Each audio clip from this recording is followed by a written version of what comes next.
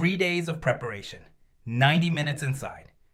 That was the cost of one LNG tank inspection in the UK in 2019. Oxygen depleted, GPS denied, and entirely dependent on human rope access teams.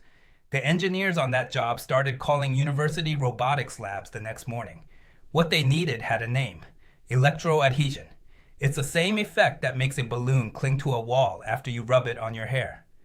SRI International scaled that into a climbing robot, Wallbot, in 2008, using compliant electrodes and high voltage DC to induce attraction on almost any surface.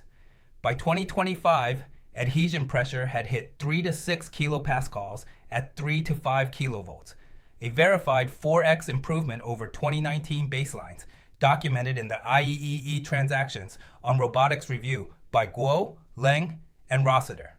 Switching speed has been demonstrated above 5 Hz in prototype testing, fast enough for continuous walking on vertical curved walls in controlled conditions. Step, stick, release, step.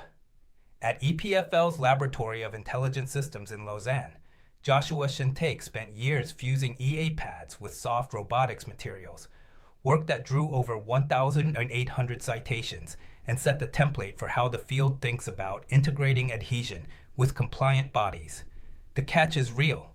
EA pads lose 40 to 70% of adhesion within hours of outdoor operation due to dust and moisture contamination, and performing reliably on weathered, contaminated, curved field surfaces, not lab glass, remains the field's defining unsolved challenge.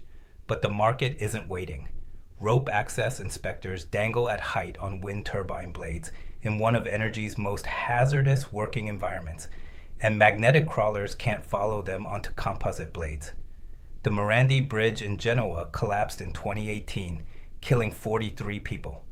Investigators found cable corrosion that visual inspection had missed for years, because curved high-tension cables are exactly the kind of surface conventional inspection robots cannot navigate.